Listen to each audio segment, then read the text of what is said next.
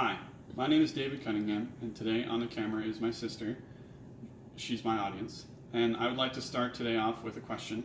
Have you thought about your death? Now, I know that sounds like some sort of cheesy line from a life insurance commercial, but beyond some vague notion of dying of old age sometime in the distant future, most people haven't really thought about it. But as we all know, life can be cut tragically short by things such as cancer and terminal genetic illnesses. And in the same vein, when you're given a diagnosis of terminal cancer or genetic illness, you don't have long to live usually. But also, during the time period you do have left to live, a lot of times you'll be miserable, be it from extreme constant pain that we can't really deal with, or just really the humiliation from being unable to do things on your own, like eat, move around, and use the restroom, constantly needing help. It's very humiliating for some people.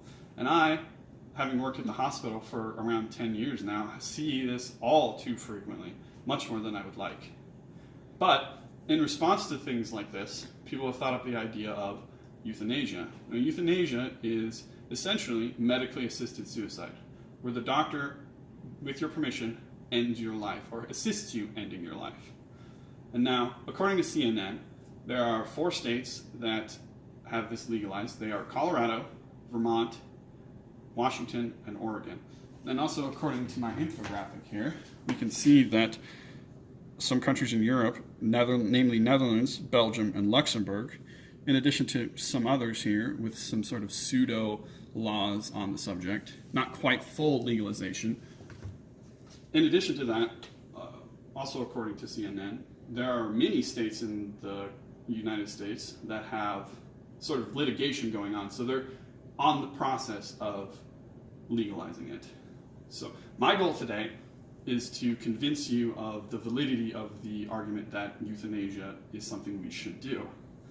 Now, I talked about it earlier, but one of the things a lot of people experience during the time between their diagnosis and their ultimate death is extreme constant pain. Just pain that can't be dealt with. And even if it can be dealt with, they're just drugged out so much they don't know what's going on. So for a lot of people, euthanasia is something they can do to prevent the suffering that they feel during that, in addition to what their family goes through, because they're not the only one who has to deal with this sort of thing.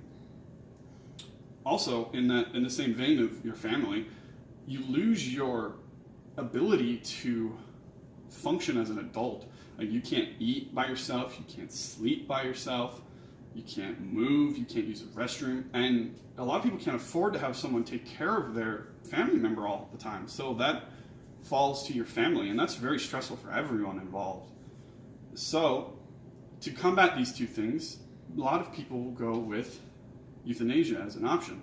Now, some people will say, in argument to that this will degrade our respect for the value of life. Now, I'll say in response to that's the wrong way to frame this.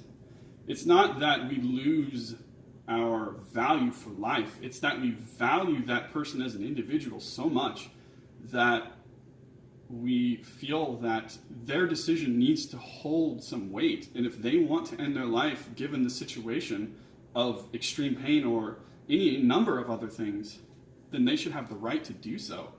And that brings me to my next point. When it is ultimately their body and their life, so they should have the right to decide their fate, essentially.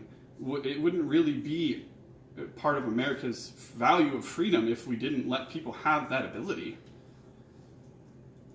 And I know this has been a lot to take in.